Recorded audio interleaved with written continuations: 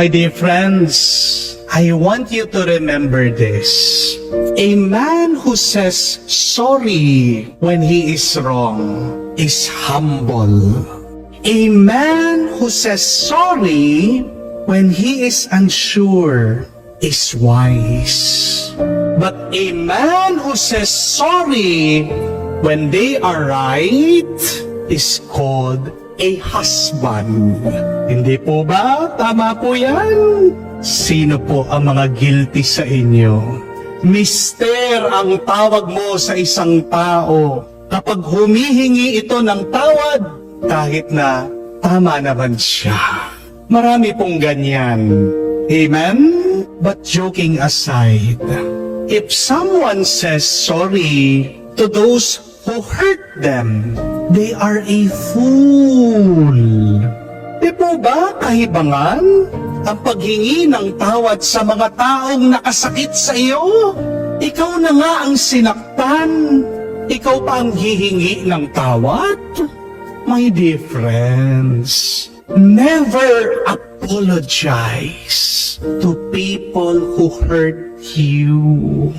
Jesus never asked us to apologize to people who hurt us. There is a better way. When people hurt us, when people belittle us, when people treat us badly. Malinaw po ang inuutos ng ating Panginoon. Anong sabi niya na dapat gawin natin pag meron tayong kaaway, pag meron taong nakasakit sa atin? Number 1, we must love our enemies. Number 2, do good to those who hurt you. Number 3, bless those who curse you. And number 4, pray for those who mistreat you. Wala pong sinasabi si Jesus na humingi tayo ng tawad sa mga nakasakit sa atin. Pero ang dami sa atin, hindi po ba? Yan ang palaging ginagawa.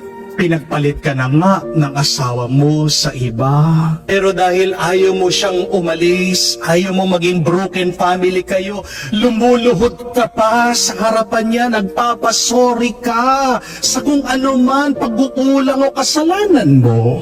Ikaw na nga ang siniraan itong kapitbahay mo. Para tumigil siya, ikaw pang pumunta sa kanya, kinausap mo, nagpapasorry ka sa kanya. Ang anak mo na nga ang nagrebelde, ang naging pasaway, ang lumayas sa bahay. Pero tinetext mo siya, minemessage mo siya, nagpapasorry ka sa kanya. Mga kapatid, huwag po kayong hihingi ng tawad sa mga nakasakit sa inyo. Dahil hindi po ito nakakatulong sa kanila at sa iyo.